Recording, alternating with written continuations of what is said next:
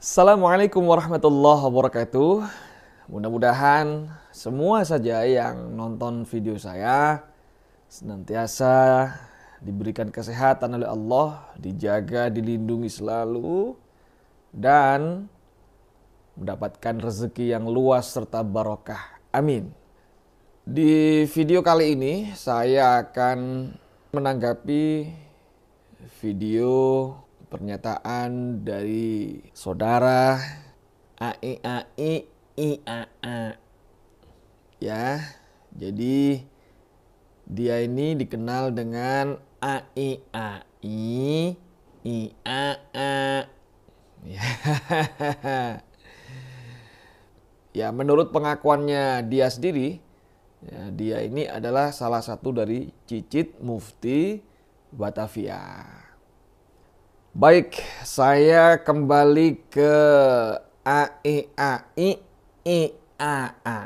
Ya, jadi dia di channelnya mengatakan bahwa masyarakat Indonesia, rakyat Indonesia ini sudah cerdas, ya, sudah cerdas. Betul, jadi memang masyarakat Indonesia, rakyat Indonesia ini kalau saya lihat semakin hari semakin cerdas. Sudah banyak yang tahu dan bisa membedakan gelar antara Habib, Sayyid, dan Syarif. Tapi sekarang kok banyak yang pakai istilah Sayyid ya? Banyak sekarang. Yang dulunya Habib, sekarang jadi Sayyid. Malah banyak yang ganti Syarif. Nah, ini nggak boleh seharusnya. Kalau bukan Sayyid, bukan Syarif, ya jangan pakai Sayyid, jangan pakai gelar Syarif. Habib saja sudah, nggak usah ikut-ikutan. Kok semua gelar dipakai. Nah, berikutnya dalam videonya dia mengatakan ya bahwa ketum PBNU, ya, Kiai yang juga sebagai ketum PBNU itu harus bijak. Jangan bikin fitnah terhadap habaib. Indonesia ini sudah cerdas. Khususnya umat Islam yang ada di Indonesia ini sudah cerdas. Ya. Jasanya para habaib untuk Indonesia ini besar, teman-teman sekalian. Mereka mengatakan para habaib ini ada satu kiai. Ini ketum dari PBNU ini gimana ceritanya? Bapak Kiai. Coba Bapak Kiai telaah lagi. Mohon maaf Bapak ya. Bukan saya menasihati, bukan. Coba ditelaah lagi. Ya, ditelaah lagi coba. Habaib ini bukan ngungsi ke Indonesia, tapi datang dakwah syiar agama ke Indonesia sehingga menikah dengan wanita-wanita indah, wanita-wanita mulia yang ada di Indonesia, sehingga mempunyai anak-anak keturunan yang ada di Indonesia. Gitu loh. Kok kata-katanya jadi dirubah kayak mereka itu pengungsi. Gimana ceritanya beliau-beliau ya, datu-datu para habaib itu datang ke Indonesia untuk dakwah visi misinya. Kemudian sehingga menikah, menetap di Indonesia, menikah dengan perempuan Indonesia, wanita Indonesia yang agung, yang mulia. Ya. Jangan buat fitnah Pak Kiai, ya. Ya. Jangan buat fitnah Pak Kiai, ya. Ya. Jangan buat fitnah Pak Kiai, ya. Ya. Jangan buat fitnah Pak Kiai, ya. Jangan buat seakan-akan para habaib ini pengungsi. Para habaib itu bukan pengungsi. Ya.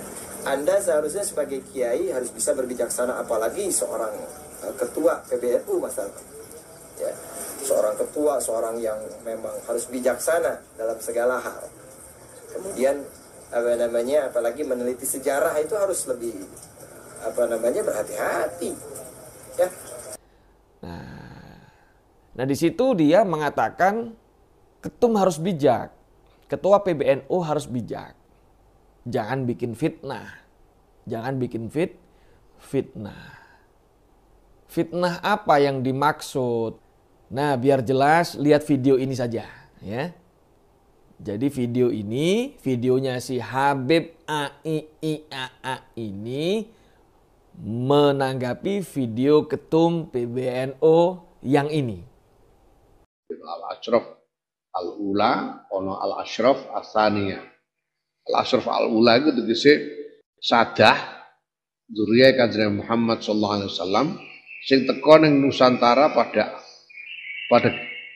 gelombang pertama, yaitu kapan sekitar abad ke-15 16 Masehi, yang kemudian mereka inilah di antara mereka adalah Wali Songo yang datang untuk membangun peradaban di Nusantara ini. Al-Ashraf Al-Ula. Al-Ashraf Al-Ula iki biasanya wis lebur ngantek wis sarang-arang sing nganggo nama fam iku sarang banget. Rata-rata wis itu bangsa Bani Basyaiban, bangsa saka. Lalu kemudian ada gelombang kedua datangnya Sadah ke Nusantara ini, yaitu pada sekitar abad ke-18. Abad ke-18 ini datang gelombang kedua, yaitu ketika revolusi pertama, revolusi Saud yang pertama. Dan keluarga Saud ini orang Najd, ketika mereka membangkitkan revolusi, mereka tujuannya memang merebut Hijaz, artinya merebut Haromen. Najd itu di Arab bagian timur agak ke tengah, panggonane Riyadh saiki, jauh dari Mekah. Nah, mereka memang bangkit untuk mengambil alih Hijaz dari Quraisy, karena Hijaz dikuasai oleh Quraisy. Nah, maka yang menjadi target serbuan mereka ini orang-orang Quraisy. Orang-orang itu target serbuan mereka. Guber yang dindi Quraisy. Sampai kemudian banyak yang lari dari Hijaz, lari kemana? Lari ke Nusantara. Ini Al-Ashraf As-Saniyah. Dan sejak itu ada semakin banyak orang-orang Quraisy yang lari ke Nusantara. Puncaknya pada awal abad ke-19 ketika orang-orang Wahabi sungguh-sungguh merebut Hijaz, berhasil merebut Hijaz dari Quraisy. Menguasai Hijaz. Orang Quraisy diusir secara besar-besaran dan banyak mereka yang lari ke Nusantara. Di Al-Ashraf As-Saniyah. Al-Ashraf Al-Ula datang ke Nusantara bukan karena lari, memang sengaja datang untuk berdakwah dan membangun peradaban. Nah, Al-Ashraf As-Saniyah ini pengungsi, mustajirun. Pengungsi, terusir, mereka mengungsi. Al-Ashraf As-Saniyah ini. Ya, iki Al-Ashraf As-Saniyah iki sing nganti saiki isih mempertahankan nama fam ya. Bangsa As-Saqaf, Al-Attas, Al-Aidid, Ba'aqil, Syihab. Iki Al-Ashraf As-Saniyah, pengungsi. Ngene ngungsi lari dari orang-orang Wahabi, ditolong oleh orang-orang Nusantara. Wong Jawa ditulungi panggono. Insyaallah. Mulane Al-Ashraf Saniyah iki biyen-biyen iku wanu banget. Apa jenenge apa mutawadhiun tenan. Jadi tahu diri. Al-Ashraf As-Saniyah yang biyen-biyen iku tahu diri betul. Pengungsi kok ngene ngenger jaluk tulung. Nanti surah macam-macam yang penting ya. Nek wong Jawa butuh ya ditulungi, tapi ora terus apa jenenge? Ora terus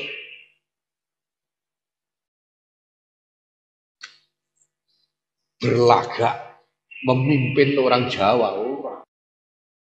Malah menghindar. Mulane mbiyen niku hampir ndak pernah arang banget ana sayyid kok dadi mubalek iku arang banget mbiyen. Arang banget sayyid gawe pondok iku arang banget. warga Rembang delok.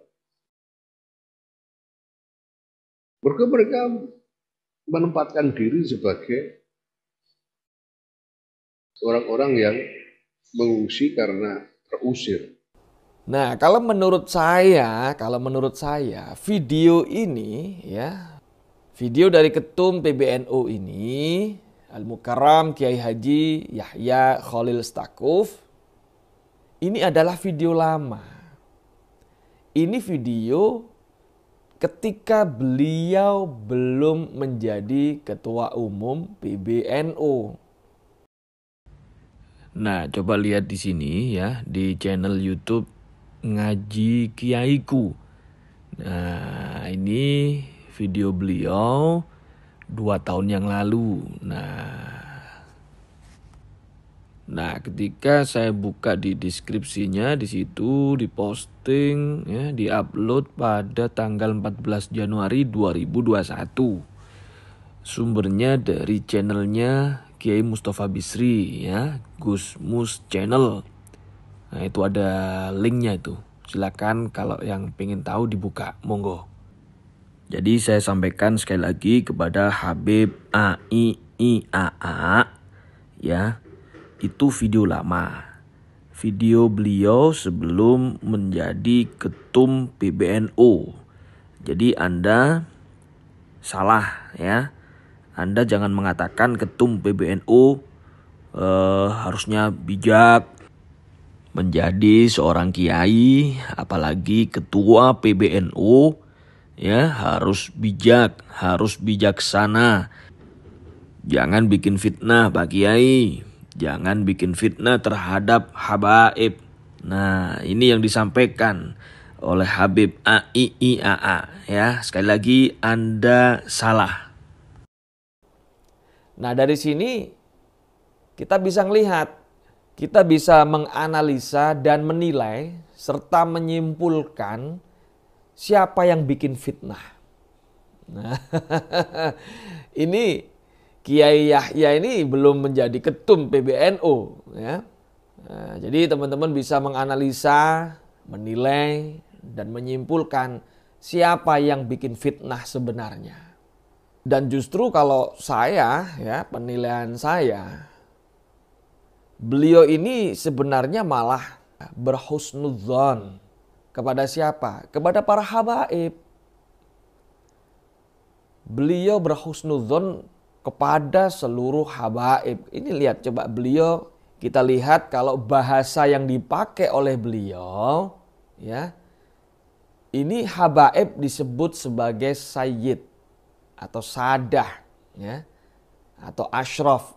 Nah, jadi dari dulu ini para kiai kita, ulama-ulama kita, ulama-ulama NU, para santri, para warga Nahdliyin, dari dulu itu berhusnudzon.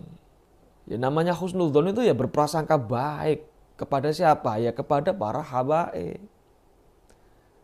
Tapi kok malah sebaliknya, justru malah banyak video-video yang beredar, yang viral, ya beberapa habaib suudzon kepada kiai, kepada para ulama Nahdliyin, terutama kepada para dzurriyyah Wali Songo. Nah ini malah bukan sekedar suudzon, langsung diputuskan ya. Kemarin siapa itu? Habib siapa itu?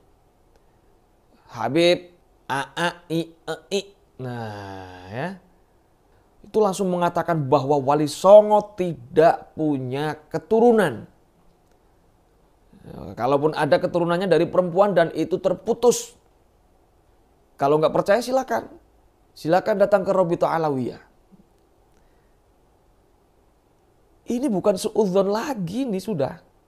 Dan ini sangat menyakitkan bagi para dzurriyyah Wali Songo, para kiai dan para santri terutama. Ya. Sangat menyakitkan. Ini jelas, ini fitnah yang sangat kejam.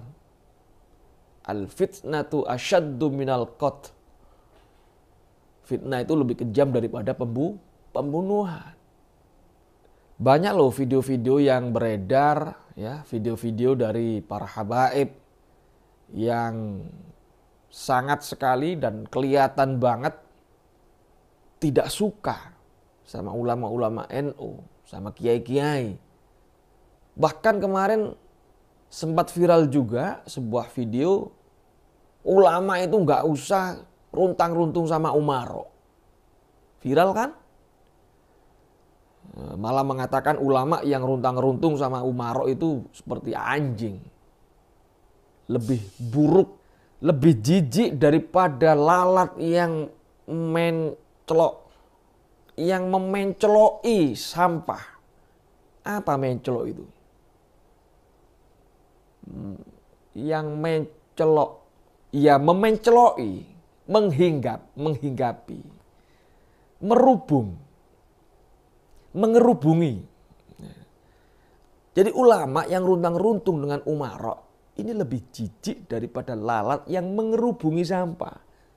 Baik, jadi saya sampaikan sekali lagi kepada Anda ya, Habib AIIAA, cicit dari Mufti Batavia. Ya, tolong Anda berhati-hati kalau bicara ya. Yang Anda sebut ini bukan orang biasa.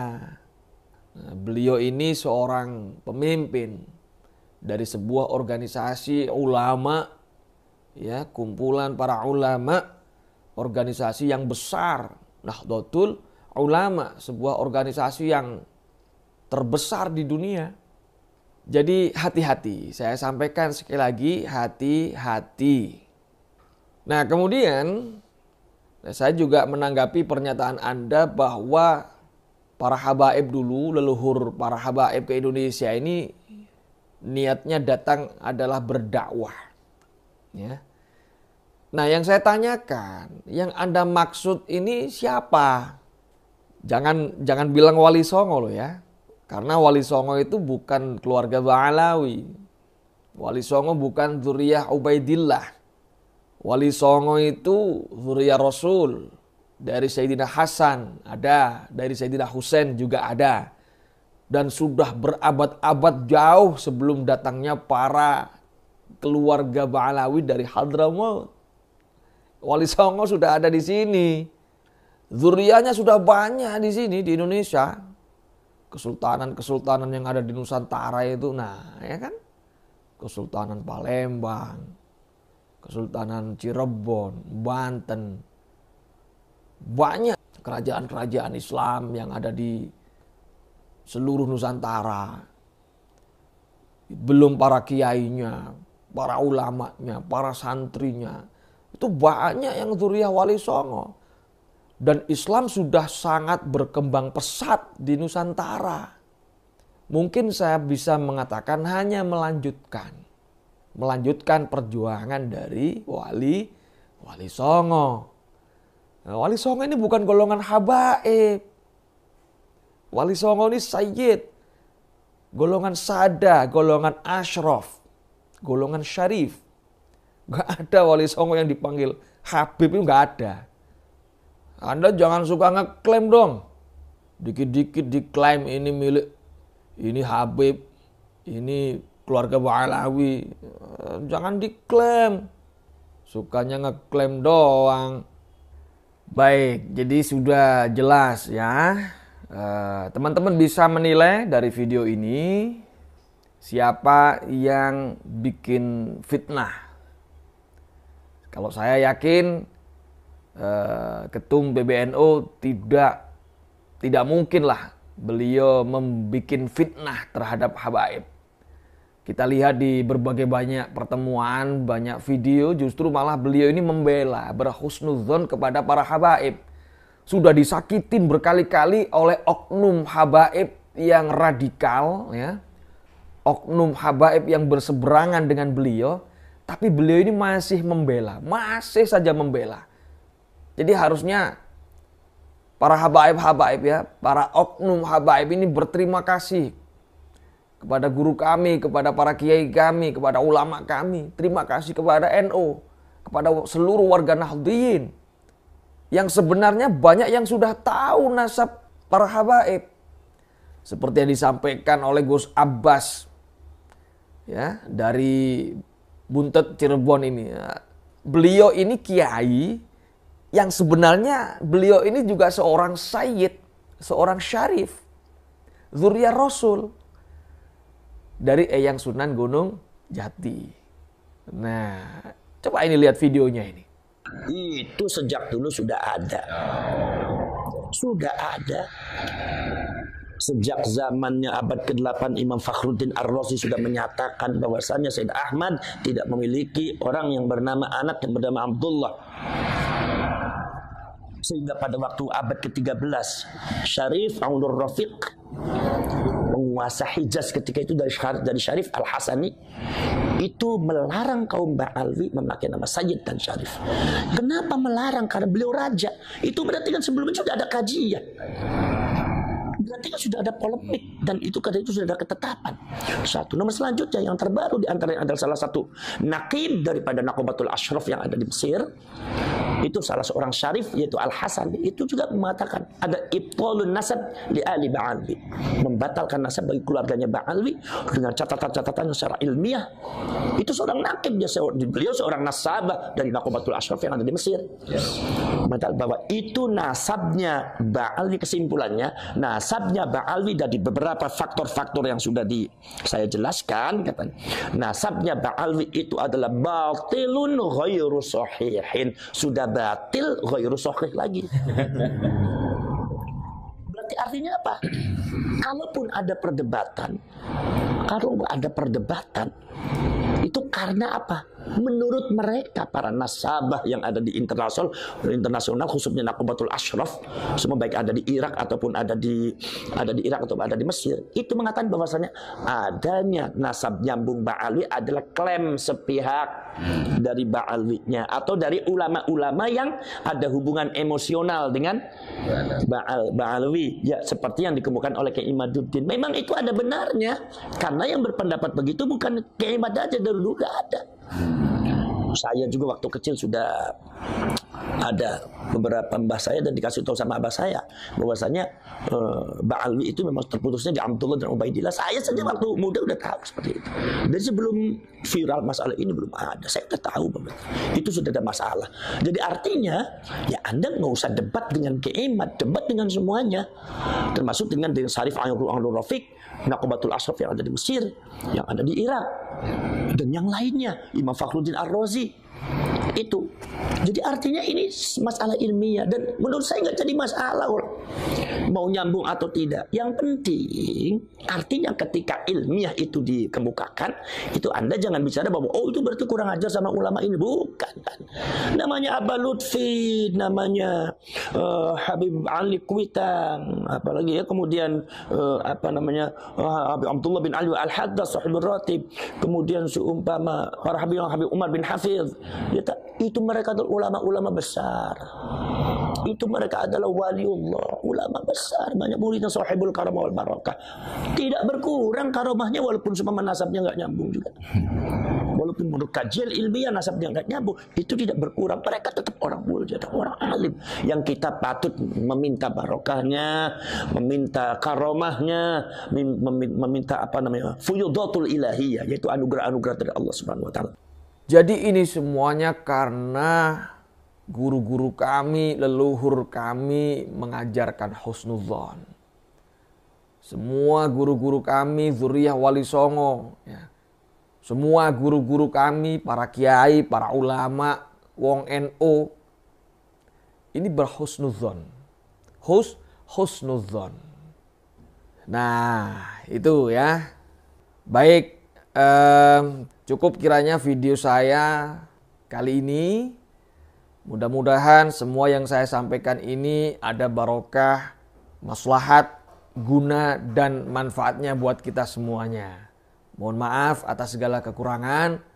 Wallahul muwaffiq ila aqwamit thoriq. Assalamualaikum warahmatullahi wabarakatuh.